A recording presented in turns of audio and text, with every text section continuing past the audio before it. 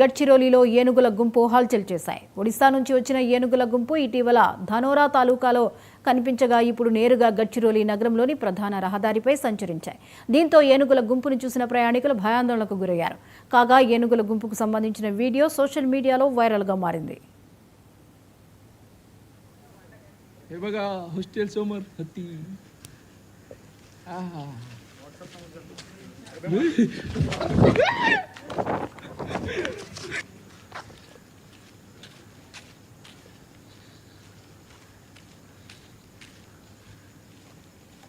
माझ्या दुकानापासून आलो पैदल पैदल.